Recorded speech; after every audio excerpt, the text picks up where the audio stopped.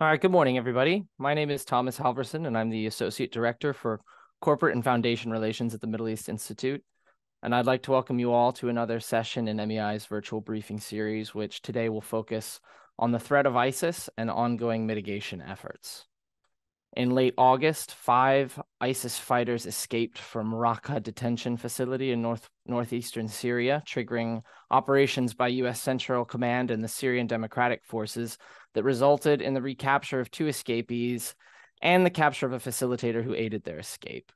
Days earlier, more than 200 US and Iraqi special forces launched a major raid in western Iraq, killing 14 ISIS operatives, possibly including a senior leader. This recent fighting comes as an army of nearly 30,000 ISIS fighters are imprisoned in detention facilities across Iraq and Syria, and over 65,000 more ISIS-linked women and children are being held at separate camps across both countries. ISIS attacks at this year are on pace to more than double the rate seen in Iraq and Syria in 2023, and as we mark the 10-year anniversary of the formation of the global coalition against ISIS, how should we reevaluate the US-led multinational mission's success? Furthermore, is ISIS on track to reestablish its caliphate? For the past year, MEI has produced these briefings to provide you all with cutting-edge analysis on recent developments in the Middle East. And today I'm delighted to welcome Lieutenant General Michael Nagata, former commander of US Special Operations Command Central, and an MEI Distinguished Senior Fellow on National Security, as well as Charles Lister, an MEI Senior Fellow and Director of our Syria and Countering Terrorism and Extremism programs. Thank you both for agreeing to join us today. After some opening remarks from our speakers, there'll be a time for questions and discussion. If you have a question you'd like us to include, you can submit it in writing via the Q&A chat box on Zoom, and I'll pose it to our speakers later on. Questions can also be asked in real time, and I'll explain how to do that when we get to the question and answer portion of the session. But first, a word from our scholars. Charles, I'd like to turn to you first.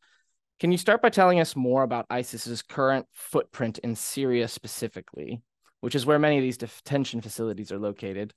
What are the biggest threats that ISIS poses there, and how does this tie into ISIS's operations across the rest of the Middle East and Africa and the rest of the world? Thank you so much, Thomas, and thanks everyone for tuning in. I'm looking forward to your questions and conversation that follows. I have a few slides that we'll probably have up in a minute, which might just help some of the visual on some things on the visual side. But obviously ISIS has evolved, as we'll come to talk about, into much more of an international movement or organization in recent years. But Syria and Iraq remains where the group has its deepest roots, and in many respects, it still remains the area that we need to concentrate most on in terms of where the group may continue to go in the future. I think it's important to rewind a tiny bit in some history and remember that it was 8 years ago now that ISIS began what it publicly announced to be a retreat to the desert. That was what it called the move, and this was 3 years before the campaign for Mosul. 3 years before the territorial defeat in 2019. It was just before the campaign for Mosul began. The group has consistently in Syria and Iraq demonstrated a certain level of pragmatism when it's making its strategic decisions, and this was unquestionably one of them. It was a strategic step taken to survive what was at the time, even 3 years beforehand, a predictable tactical defeat on the battlefield. It was also a decision that had a precedent back in 2008. And from 2008 to 2012, the group undertook what it called a retreat to the desert following the US surge in Iraq. It was at that point that we were celebrating having killed or captured 95% of its senior leadership. But of course, at that time, it made this somewhat pragmatic decision to survive and to fight another day. And I think we know that how history played out following that earlier step. So history is important here, and there are really important lessons for us to learn from a policy perspective about how ISIS acts, how it has made decisions in the past, and how it's likely to continue to do so in the future. It's also really important to remember that ISIS and all its various predecessor forms has existed, survived, and thrived for far longer without any territory under its control than with territory. The territorial state, so to speak, is the exception, not the norm. But it's also seen within ISIS very differently to how we see it. For ISIS, the state, so to speak, has existed since 2006. It was not something that began in 2014.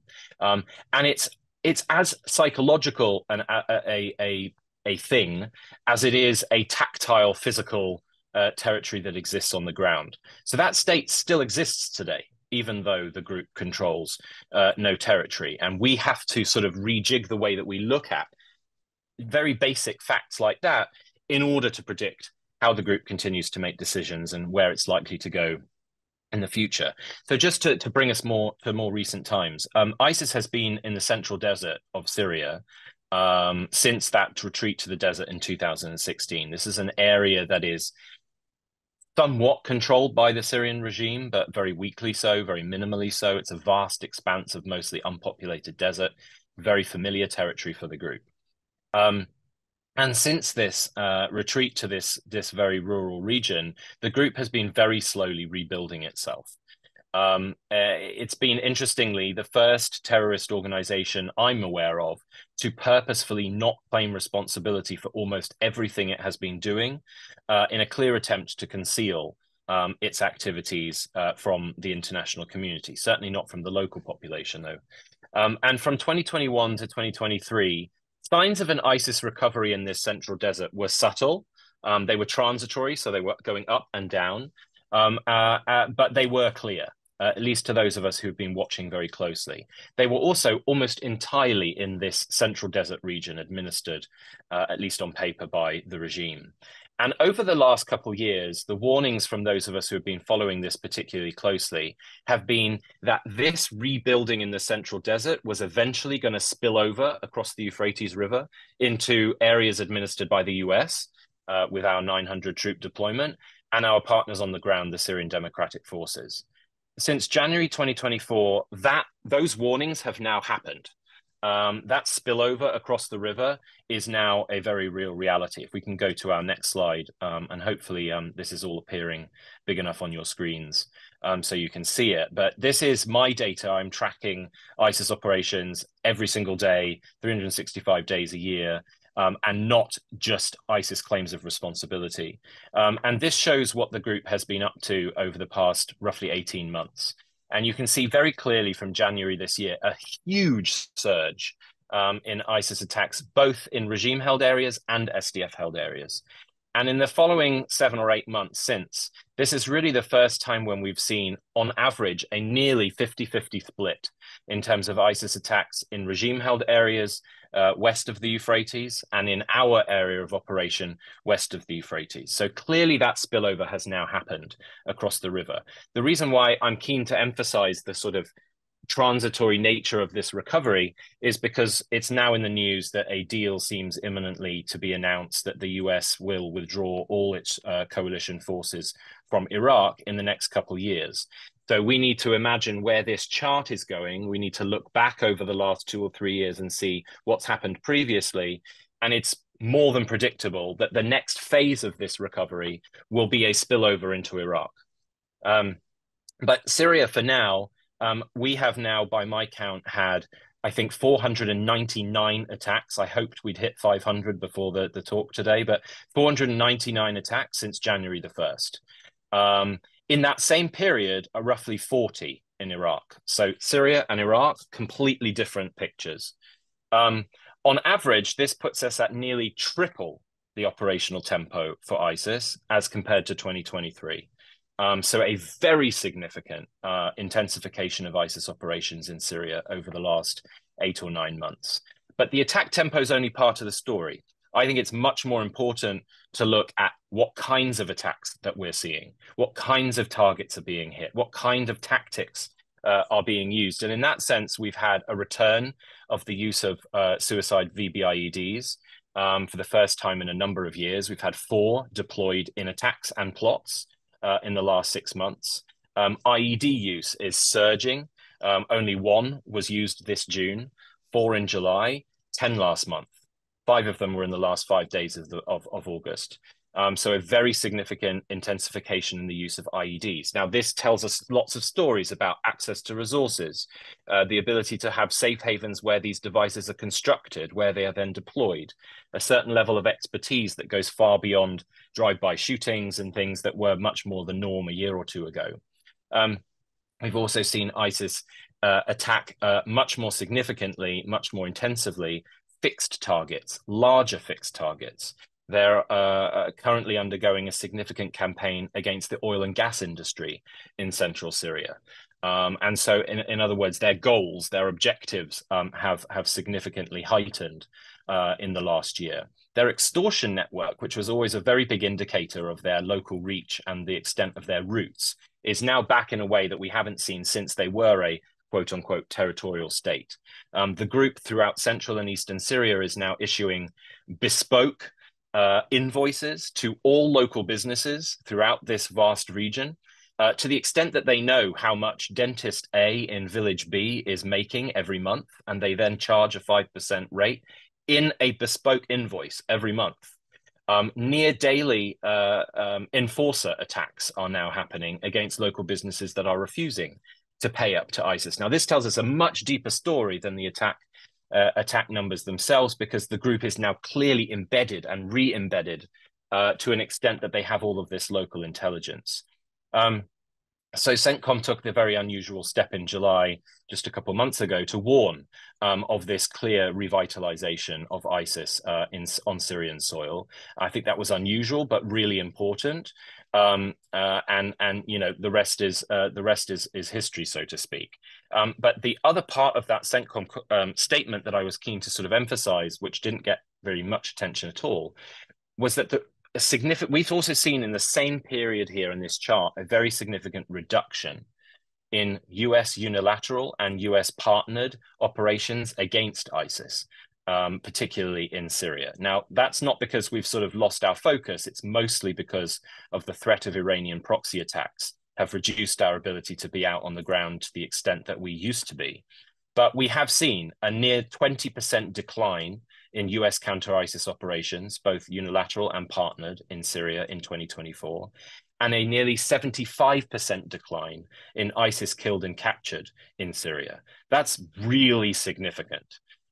So this resurgence isn't our fault, but I think that reduction of operations has assisted ISIS in this recovery and in this spillover. If I just go to the last slide very briefly to sort of tee up my colleague Mike's comments that will be to come, just to briefly look at the global picture and where this Syria recovery stands. Another really, really important point as we look globally is that ISIS has transformed into a highly integrated transnational organization in the past 4 or 5 years, whereas previously the group would better have been described as a movement internationally. The individual affiliates that sprouted out of the 2014 sort of explosion have now been integrated into much more of a kind of melted together, coalescing organization. And they've been fused together through one particular body called the General Directorate of Provinces, which is essentially taken over the role of what used to be a central leadership in Syria and Iraq that managed everything that happened internationally. Now there is this transnational body, the General Directorate of Provinces, that does that role. And it has made it much more transnational in nature. So the clear policy implication here is we should no longer be focusing solely on the traditional heartlands of Syria and Iraq in order to weaken ISIS internationally.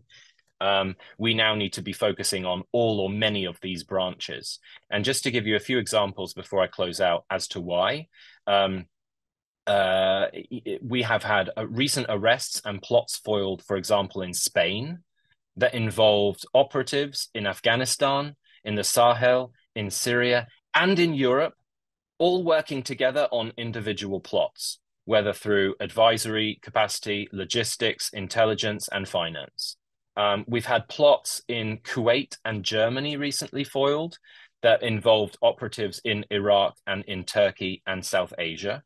And we've had plots and attacks in Israel, France, Sweden, and India that involved operatives and resources coming from Syria, from Somalia, and Pakistan. And of course, one issue that's been on all of our news headlines in the last couple of weeks for different reasons was the 2021 Abbey Gate attack in Kabul. That was financed from Somalia. So this is a totally different organization than we faced when we surged our efforts against the group back in 2014 and 2015. And the importance of international coordination, intelligence sharing has never been more important when we look at ISIS from that more global perspective. But on that note, let me hand over to General Nagata. Thanks so much, Charles, for all of that. General Nagata, we'd now love to turn to you. Sorry, 1 second here. Just getting the PowerPoint off my screen. Sir, you've served in the US Army for 38 years, 34 of which you served in Special Operations Forces. And in 2014 and 2015, you conducted combat operations against the Islamic State. Looking back on your combat experience, what are the biggest lessons learned in the fight against ISIS? And in your opinion, how do we successfully prevent resurgence today? Well, thanks very much for the invitation to be here. It's always a daunting proposition to try to follow Charles's massive expertise on this topic, but I'll do the best I can. I was checking who are participating in the chat room. There are several former colleagues and friends I see, so I got to be really careful that I don't exceed my own intellectual bandwidth and embarrass myself in front of my friends. You're quite correct. My principal experience with the Islamic State operationally was when I was the commander of Special Operations Forces in CENTCOM, and those years are correct, 2014, 2015, conducting combat operations against them. What I'm going to try to do this morning is to give you the reasons that I believe still to this day that the Islamic State, in my experience, has been and continues to be the most innovative, the most expansionist, and the most strategically effective terrorist group I have ever seen. And that was true when I was fighting them operationally. I believe it is still true today. In fact, I think they've made more progress than I thought they would. But here goes. So as you've already alluded to, my principal experience was in that 2014 to 2015 period. It was in late 2013, however, when the US Embassy in Baghdad asked me to make a trip to Iraq to talk to my former colleagues in Iraqi Special Operations Forces about a significant problem they were having out in the western part of the country. To make a long story short, I did travel to Baghdad. I met with my former Iraqi colleagues, and they gave me a set of briefings that frankly scared the hell out of me. They began describing a force. At that time, some of you will remember, we didn't have the term Islamic State at the time. We were using an Arab acronym, Daesh, to describe the Islamic State. Anyways, I remember in those early briefings I was getting from the Iraqis where I asked them, wait a minute, you seem to be describing an enemy that has a degree of combat skill, weaponry, and operational sophistication that I never saw in Al-Qaeda in Iraq. Am I getting that right? And they were very quick to tell me, yes, this is a much more dangerous enemy than we once fought alongside you Americans to deal with, that was Al-Qaeda in Iraq. In the end, as all of you know, it took an international coalition of over 80 nations over the course of 6 years to operationally, militarily defeat the army of ISIS that once lay astride much of Syria and Iraq. It's instructive to recall that World War II lasted approximately the same amount of time. Now, ISIS remains for me today the most strategically impressive and dangerous violent extremist group of my career. But what always impressed me and worried me most about ISIS, and still worries me today, whether it was while I operated against them in Central Command or during the 3 years I spent as the Director of Strategy for the National Counterterrorism Center, was not just their impressive combat skills. What always impressed me most is that they were the most apocalyptic terrorist group I have ever experienced. I'm going to tell you a quick story. War stories don't necessarily prove anything, but I think this particular conversation I had with my senior tactical commander in Iraq is instructive. This was a very experienced Navy SEAL officer who had spent years in Iraq fighting Al-Qaeda. There was a phone call I had with him where I asked him, what is it that impresses you about the Islamic State? And here's what he told me. He said that while they were very impressive operationally and tactically in ways that the Iraqis were warning of several months before, what impressed them most, according to this senior officer, was not their will to combat. It was their willingness to die that impressed him the most. Now, this is counterintuitive for most Western audiences. We in the West need to more deeply understand and appreciate that it is this apocalyptic nature, both in propaganda and in operational practice, that is an incredibly powerful source of inspiration and recruitment of the thousands of new jihadists that have flocked to their banner, even after we declared the defeat of the Islamic State in 2019. It has become a clarion call for thousands, perhaps even hundreds of thousands of people worldwide, many of whom have now flocked to the ISIS black flag. Secondly, ISIS is the most innovative terrorist group I've ever experienced. Now, innovation is a word we in the West use a lot these days to talk about things like how innovative new technologies are literally changing the face of mankind. And that's quite appropriate and it's quite true.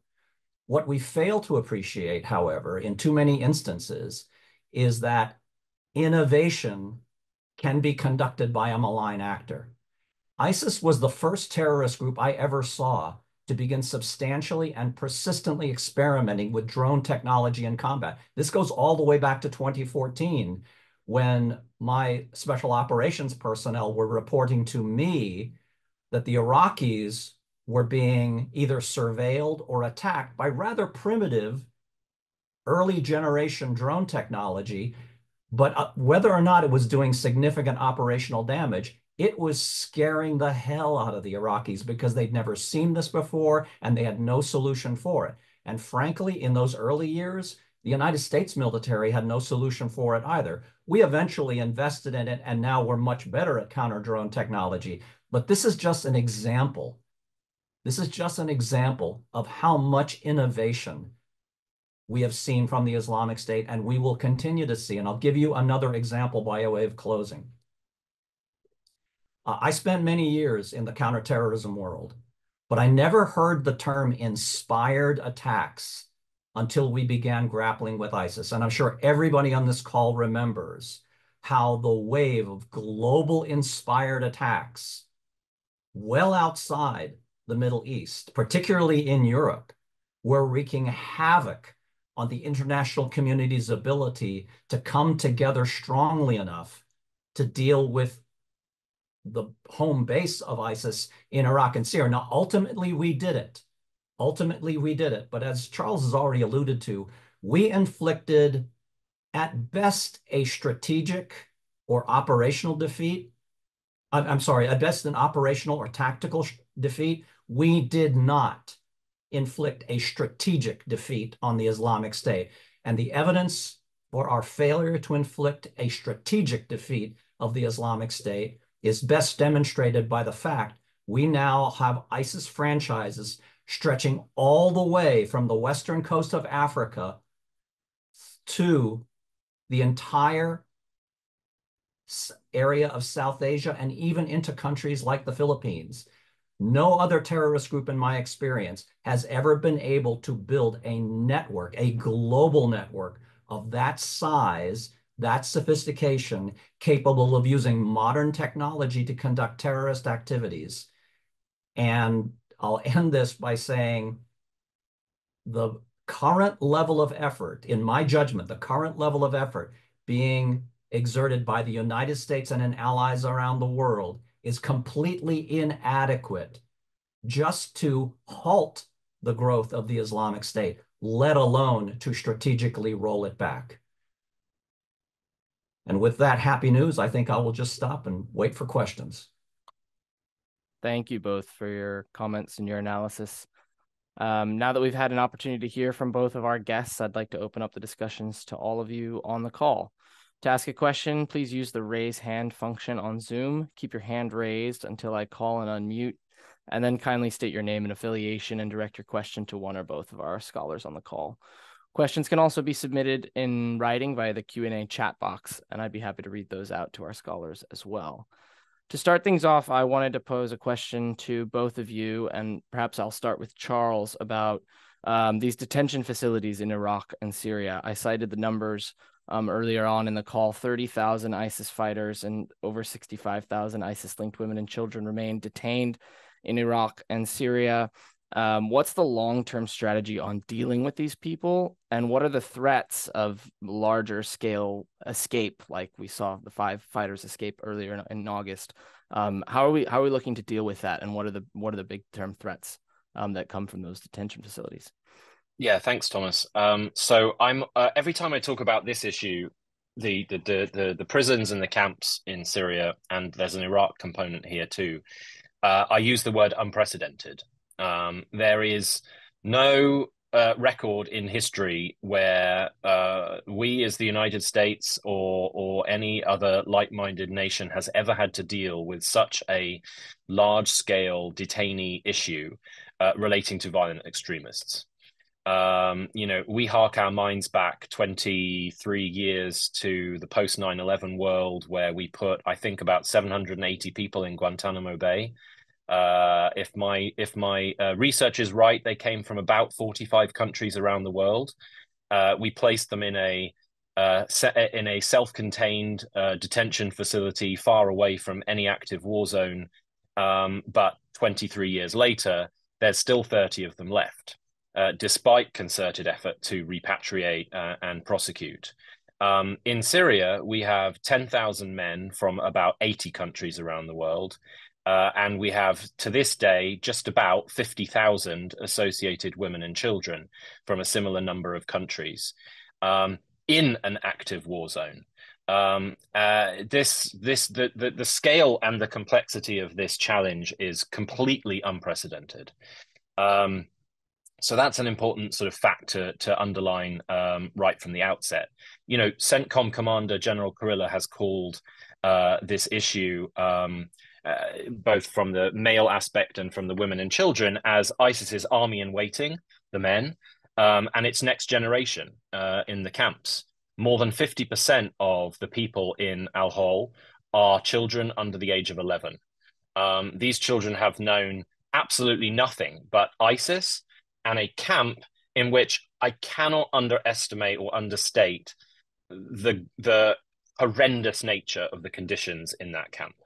On a humanitarian level, but also in terms of a security level. And General Kurilla is absolutely right to use that kind of phraseology. So long as this issue remains unresolved, that is ISIS's army in waiting, and it is its next generation, even if it's not all of those children who will end up in ISIS's hands, even if 10% of them do.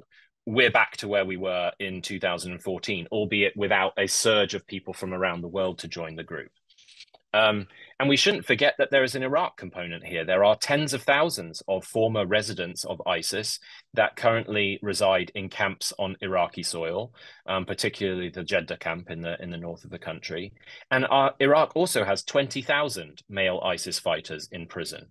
So this is just an absolutely gigantic challenge, particularly from a legal and a diplomatic level, because encouraging repatriations is extremely complicated. Running my own initiative that works with a number of governments around the world and with the State Department, it's one thing to convince governments to repatriate women and children, but even a successful repatriation case takes about 12 months. Given the fact that this is an active war zone and the prisons and the camps are controlled by a non-state actor, not by the US military, it is just unbelievably complicated. So it's very hard to put a sort of optimistic case here because the challenge is so big. At the current rate of repatriation of women and children, it's going to take us 35 more years to finish. And the men are just not being repatriated. Those men are still in the prisons. And we saw a couple of years ago a major ISIS attack on the biggest prison, Gweiran, where I was just over a year ago, which holds 5,000 of the most battle-hardened ISIS fighters. That battle was so severe, it lasted 8 days, that it only ended when US and British special forces intervened to put an end to that fight. And by the end of it, more than 500 people were dead. There have been small-scale prison attacks and plots over the last couple of years since. And as you said, Thomas, just a week or two ago, 5 foreign ISIS male militants escaped whilst being transferred from one prison to the other. And 3 of them are still on the loose.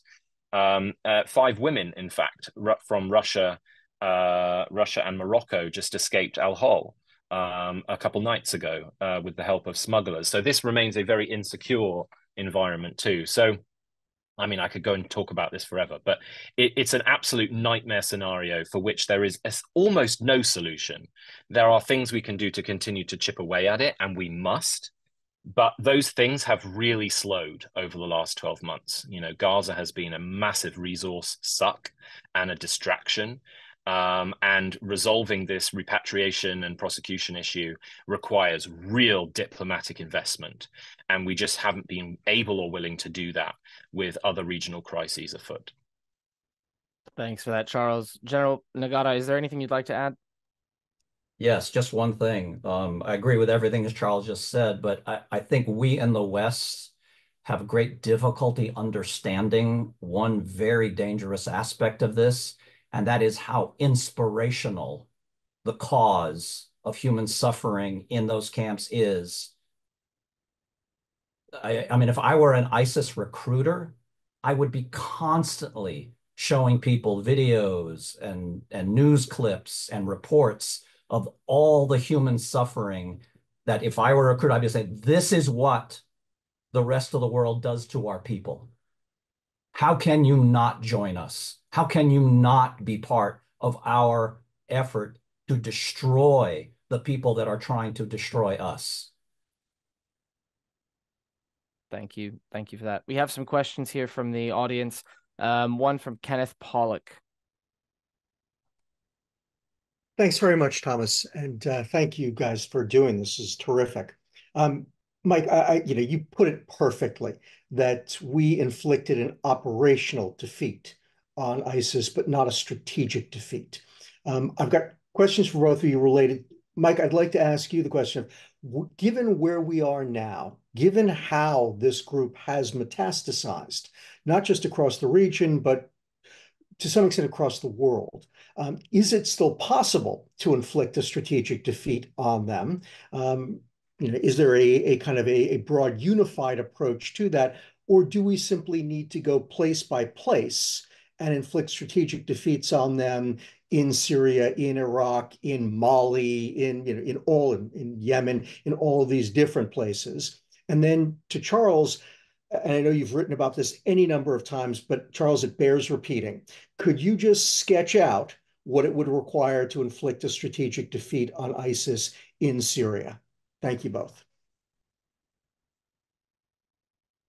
All great questions. Regarding what you've asked me, I'm going to rephrase your question slightly, but I promise you I'll try to be responsive here. Do I hope for enough of a military effort in all the various places that ISIS has taken root, sufficient to not just tactically, but strategically defeat them as a terrorist movement? Yes, I vote for that. I hope that happens, although that's a very tall order given all the other demands that well-developed nation states are dealing with right now. So many distractions. But yeah, it would be helpful, but it would be insufficient. The hardest thing about dealing with a terrorist group, particularly one as gifted as the Islamic State, is defeating their idea. And that is not something that you do with a rifle or a hand grenade or a missile strike. Defeating their idea particularly this apocalyptic idea that ISIS has made so compelling for so much of the Islamic world, that requires things that are not of a military nature. That requires political, economic, societal, you name it, non-military reforms that right now the international community is not interested in doing. And so long as that is true, the inspirational nature of ISIS will remain. We could tactically defeat them until the cows come home, and it won't solve the problem. Charles, anything you'd like to add?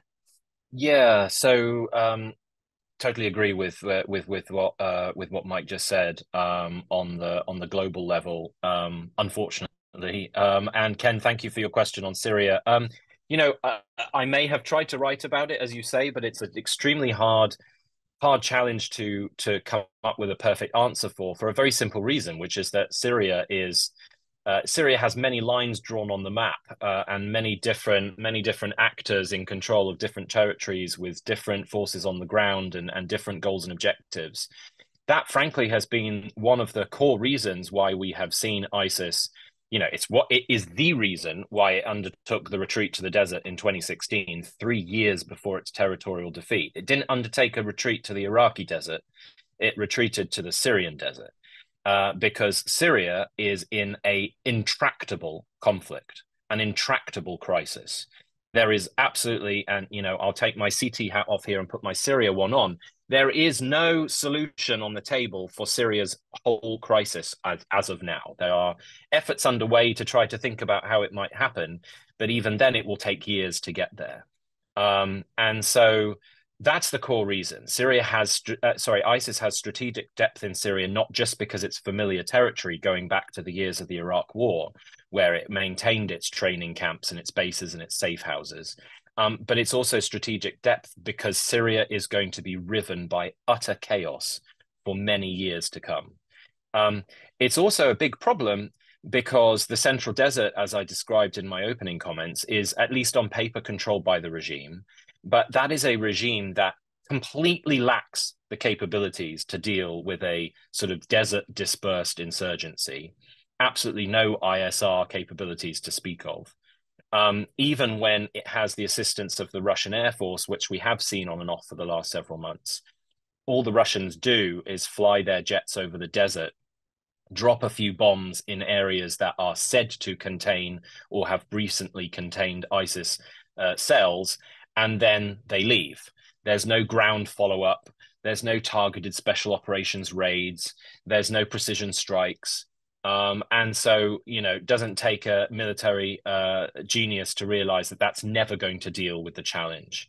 And so we have been collectively watching, and I certainly have been watching over the last several years, ISIS rebuild itself in that central desert and warning that this was an inevitability. There was nothing in place in the regime's chest of tools that was ever going to stop it.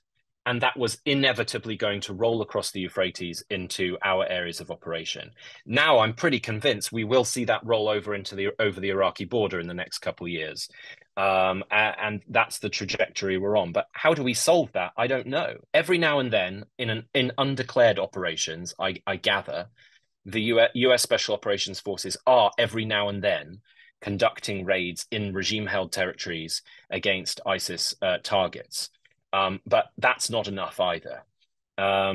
Is it realistic to envision a strategic partnership with Damascus and Russia countering ISIS on Syrian soil? No, for a million obvious reasons. Both of those actors want us out, and they think they can deal with this issue themselves, but history tells us a different story. We should also, of course, as you know full well, Ken, the history of the Syrian regime and ISIS, they go a long way back, all the way to the Iraq War. 95% of AQI, Islamic State suicide bombers, had come through Syrian territory, bust on government buses to the Iraqi border to kill Americans. They had training camps financed by Syria's military intelligence directorate. Most of the strategic planning meetings that the AQI and the Islamic State held were on Syrian soil. convened by Syrian intelligence officers. This is not a government or a regime that we should ever trust to cooperate with us on this issue. They continue to trade with ISIS. They continue to collaborate with ISIS in the Central Desert. There are specific regime businessmen whose entire job it is to negotiate and work with ISIS in the desert to buy and sell and move oil, for example. So there's really no easy answer to this. This is something that we are going to have to continue to be engaged with. I'm really worried about the Iraq withdrawal agreement that seems to be on the offing now, because that will have a knock-on effect on our ability to operate in Syria. It will likely mean we will leave Syria. And then we've got a whole lot of things to worry about. And that's 2 years off. That might give us some time to set some conditions, but the clock is ticking. Thank you, Charles. Thank you, Charles. We have a question here from Jessica Donati at Reuters. It ties into some of what Charles was talking about earlier about the Directorate of Provinces. She says, Burkina Faso is now the terrorism hotspot of the world, recording more attacks than anywhere else last year. The US, however, remains focused on terrorism in the Middle East. Why is terrorism in the Sahel less of concern for US leaders, and should it be more of a focus? Can you provide an assessment of US counterterrorism strategy in the Sahel, especially since the closure of the Niger base? Lieutenant General Nagata, how about we start with you, and then we'll go to Charles. Thank you. It's such an enormous topic, because we're talking about such an enormous piece of geography. When you think about the Sahel, or really just all of sub-Saharan Africa. The short version, in my opinion, is going to sound a little cynical, but it is my answer. We just care more about the Middle East than we care about what happens in Africa. Now, it's not completely irrational. You know, the Middle East remains the single largest and most important source of energy for much of the world. Now, Africa, of course, is an oil producer as well, but the presence of the Suez Canal, the generation of oil, there's a lot of reasons why we stay fixated on the Middle East, whereas in Africa, it's such an enormous piece of geography. It's both intellectually and emotionally daunting, even for a country as well endowed as the United States, to grapple with what is happening in that enormous continent. But coming back to the question more specifically, this is going to sound very cynical, but successful terrorist attacks in the Middle East, for a lot of different reasons, just resonate more in the Western mind than violence in Africa does. Now, that may sound horribly discriminatory, prejudicial, what have you, but it's the truth. Whatever the reason is, it's the truth. We in the West tend to react to, both quickly and strongly, terrorist events in the Middle East. We don't do the same in Africa. And unfortunately, that's juxtaposed with the fact, in my view, the most explosive growth for the Islamic State ever since the so-called defeat of the Islamic State in 2019 has been in Africa. As much as they're rebounding in the Middle East, it all pales in comparison to how rapidly the ISIS network has emerged in Africa. And, you know, right now we're not doing enough about it, as kind of alluded to by the question. Eventually that will end, but it will end for the most cynical reason of all, because it will become so horrible in Africa that we will have no choice but to respond. But it will be a much larger, much more dangerous problem than it is today, because I see no reason to believe that we will try to preempt what is happening in Africa. Quite the contrary, we're just going to let it go until we can't ignore it anymore. Great. Charles, anything you'd like to add? Yeah, just a few things. I'll try to be brief. I mean, one of them is I totally agree on the distinction of interest, but I think you know, extraordinarily dangerous given the trajectory of what we've seen happen over the last few years on the African continent. And we shouldn't also ignore the fact that ISIS has managed to tap into long-standing civil and communal conflicts in Africa that have never had anything to do with Islam, let alone jihadism. There has never been a religious component to some of these conflicts, like in the DRC, for example. That is just an entirely localized political communal conflict that ISIS has managed to tap into and grow itself into a really significant localized affiliate. They have managed to tap into local conflicts and ungoverned spaces. in a way that we've never seen Al-Qaeda succeed. And I think that's a real cause for concern. The local awareness and the local almost expertise in the dynamics of local conflict and local hostilities has allowed it to tap into and create the kinds of roots that I don't think anyone would ever have really predicted any violent jihadist extremist organization would ever have managed to do. I don't know about the numbers of Burkina Faso. I think Nigeria dwarfs what we've seen in Burkina Faso, but the Sahel collectively is unquestionably the most collectively operational region for ISIS worldwide. And of course, we did just see a very deadly attack in Burkina Faso where I think over 200 people were massacred, but that was actually an Al-Qaeda group behind that rather than ISIS. There's another element here too, which is geopolitical. I think General Nagata will be able to speak better to this than I am. But my awareness is that when we have sought out political relationships in that region, we have done, I guess, what most would describe as the right thing, and we've made sure that our partners abide by certain standards and certain political norms and certain behaviors within their domestic environments. And that they're not sort of deeply corrupt and brutal, albeit maybe they are a bit, but not too much. And that has challenged our relationships with some of those host governments, and it has to an extent minimized our ability to completely partner with and control and direct their militaries in more effective directions. But as we've seen with a spate of coups, we've also seen some of those governments change. And when a coup happens, we step back to wait to see the dust settle. And the Russians have pounced in and established the kind of strategic relationship that we might have otherwise wanted at some point further down the line. And now we have,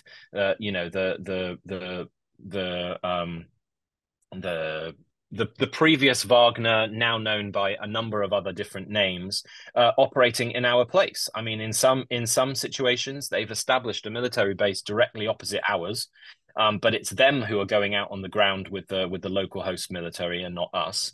And as we've seen in Mali, for example, it's been the Russians whose brutality on the ground and their complicity in huge massacres that has actually driven the violent extremism challenge much further rather than countered it. And so there's a real geopolitical angle here that I think often goes unnoticed, and we're losing on that. So even if our government, whoever we have in the White House wants to focus on great power competition, we got to realize that it's these counterterrorism theaters that are very much part and parcel of that great power competition, as much as it might be talking about trade wars with China or any of those other big macro geopolitical issues. But we're losing this particular battle quite significantly and very much on the African continent. That's a great point, Charles. Thanks for bringing that up. We have two questions in the chat that have to do with Trump and Harris's potential handling of the issue should they become president in the next elections. How do you think the next president should handle this issue, and how do you think both of their approaches might differ in your own opinions? Charles, let's start with you. I really hoped you were going to go to Mike first. That's a tough issue, in part because I think on the one hand, I think a Harris administration would be mostly status quo. And on the other hand, God knows what a Trump administration would do to tackle some of these issues. I do not think we would have any interest in the African continent to speak of. And I think the Trump administration would be quite happy to allow the status quo to continue, which means further Russian involvement and, in all likelihood, a continued rise of the violent extremism challenge in Africa. I think we have already seen some of the gut instincts from the Trump administration when it comes to the deployment in Syria, the involvement in Iraq. Despite the rhetoric around wanting to challenge Iran, it doesn't equate to keeping troops on the ground in a place like Syria, for example, which I think is absolutely vital from what I said in my opening remarks. So I think neither status quo nor retrenchment works in this scenario. This is a collective challenge, collective problem set that is getting worse by the month. And we need to be doing more, not less, and not the same The same is unsustainable, as I think both of us have said repeatedly in our comments. It doesn't mean that we need to be deploying forces all around the world to challenge this. There are lots of other ways of working more effectively, partnering with local governments and what have you. But we do need to be paying a lot more attention to this. And I think, as I ended my opening remarks, it has never been more important for an international coalition to be working together on this challenge. There is an international coalition, but it isn't really working together on this challenge as it ought to have been designed to do.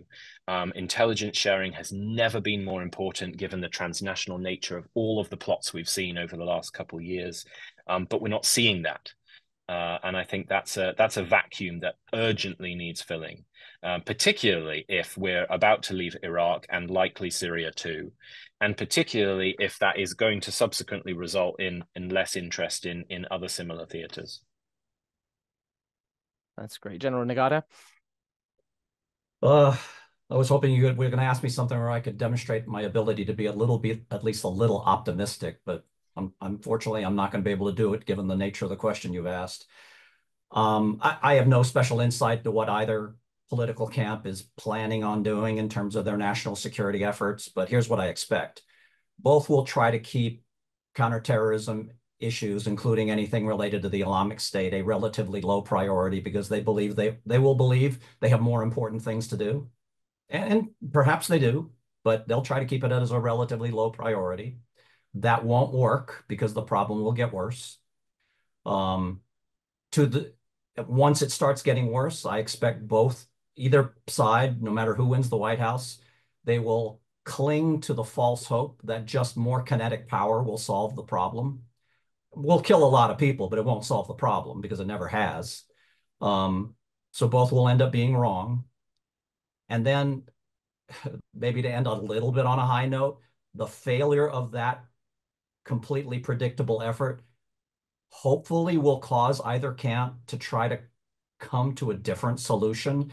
And that fundamentally means winning the war of ideas against actors like ISIS, which we're not particularly good at.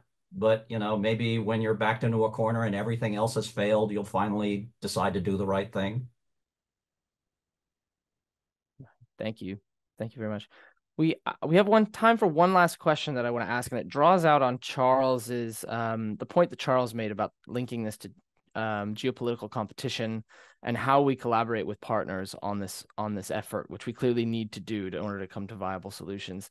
How is the U.S. working with its partners in the region and globally right now? How should it? And also, how are we working or not working with U.S. adversaries on this issue? How are Russia, how are Iran, how are China viewing the issue of ISIS? And is there room for collaboration with them there, or are we basically just using it for our relative advantage against each other as a problem that both of us see to be a threat? Michael Nagata, I'd like to start with you on this one since Charles brought it up to begin with. I think a lot of countries around the world, and I base this on some personal experience. I've had a conversation similar to what I'm about to say with several different military and political leaders when I used to deploy a lot into the region. They watch what the United States chooses to do when it comes to terrorism through a couple of different lenses. First of all, are the Americans serious here? Are they seriously investing in actually solving this problem, or are they just interested in dropping a lot of bombs? Because the people in the region absolutely get something that often Americans do not get. The problem of terrorism is fundamentally not a military problem. It has a military component to it, but the emergence and the growth of terrorism is a societal, cultural, religious, the list goes on and on. Military is not on that list in large measure. And so a lot of our prospective partners look at us through that lens. Are the Americans serious, or are they just going to kill enough people that they can declare victory and go home, leaving us with the same problem? The second thing that I've learned that people around the world look for is, are we willing, when it is necessary, to hold our nose and do unpleasant things like work with a potentially untrustworthy or corrupt or maybe even evil partner in order to solve a terrorist problem? You know, I don't want to I don't want to come across like I'm descending into moralizing here, but while we, for good reasons, tend to cling to the idea we should only work with nice people, that's not the way the rest of the world works. And I've been in instances where I have seen us lose the confidence of a prospective partner because we cling to this idea that we only work with nice people, and they come to the conclusion that you Americans are nuts. That's not the way the world works. Charles, anything you'd like to add? So it's it's an important, but it's a tricky question too. I mean, for me, as someone who, in the case of Syria, for example, has spent years not just studying extremists, but frankly also trying to speak to them and figure out what's driving their activities. Why are they who they are? Why are they who they are? It all comes down to root causes, and that's not just the ideology. But it is what provides the space for these kinds of actors to operate in. And it is so much more about local conflict, grievances, lack of governance, corruption, government brutality, and instability. Those are the conditions that create a space into which a violent ideology might be able to step and exploit disenfranchisement, anger, and what have you. Ultimately, we've got to deal with those issues. And that is not something that the United States of America is ever going to be able to do alone. It has to be a global international effort. So putting aside the need for, much greater intelligence sharing and a military and intelligence coalition to combat the kinetic threat that we face today, we are never going to deal with the overall threat of violent extremism and terrorism unless we acknowledge that it is those much deeper rooted and much more challenging circumstances that we have to root out. But that's like a generational challenge. That's not something we get done in a 5-year campaign and then get to say, job done, we're coming home. And frankly, also to sort of simplify somewhat, that's not something that democracies find particularly easy. When you change a government every 4, 5, 8, or 10 years, you're very rarely going to find yourself with a new government who's willing to continue the same approach as your previous one. And that's really an ultimate challenge. I think our intelligence community will all agree on the need to deal with those deeper rooted root causes. But when your executive looks at these challenges through a political lens, it becomes much more difficult. It's also, just to touch on what Mike was just saying there in terms of dealing with nice people and not wanting to deal with bad people. There's also a sort of a struggle between what I just said and then that in many cases it is those less nice people or bad people who are the reason for those local conflicts, the lack of governance or the poor governance or the corruption or the instability and the local conflicts. And so there's a real challenge there between, do you work with the bad person and therefore risk exacerbating all of those root causes? Or do you seek out only good partners who don't lend themselves to worsening those conditions? And that's a real challenge. There are people out there who speak to the Syria case and say, well, the only way we're ever going to defeat ISIS in Syria is to work with Assad. But that completely fails to acknowledge the reason why there is rife instability, ethnic conflict, sectarian conflict, a humanitarian crisis, political vacuums, tribal hostilities, a geopolitical conflict involving Israel and Turkey and the United States and Iran and many others, all on Syrian soil. That's not because of ISIS, it's because of Assad. But all of those issues I just listed are why ISIS exists in Syria. And so working with Assad might allow us to conduct more airstrikes in a wider expanse of territory. but it will only exacerbate the root causes and the drivers that allow ISIS to be there in the first place. So there's a real tussle and a balance to be had between those two things. Great. Thanks, Charles. It looks like we're going to have to wrap things up now. We've hit the hour mark. But if I wasn't able to get to your question or you think of another, please email them to me at thalverson@mei.edu, and I'd be happy to send them to our experts here on the call to answer at a later date. I hope you'll join me in thanking both Charles Lister and General Michael Nagata for participating in another great session. We really appreciate your willingness to share your Monday morning with us. Before I go, I wanted to note that on Sunday, October 13th, MEI will host a reception featuring 2 former CENTCOM commanders and 2 former Assistant Secretaries of State for Near Eastern Affairs. They'll discuss U.S. priorities in the Middle East 1 year after October 7th and a month before the presidential elections. And if you've enjoyed our recent briefings and want an opportunity to connect with many of the featured speakers on them, we encourage you to attend. Tickets and sponsorship opportunities and more information can be found on our website. And if you want to get involved, you can also email me as well. Thanks once again, everybody, for joining us this morning. And we look forward to welcoming you to another virtual briefing session in the near future. Take care.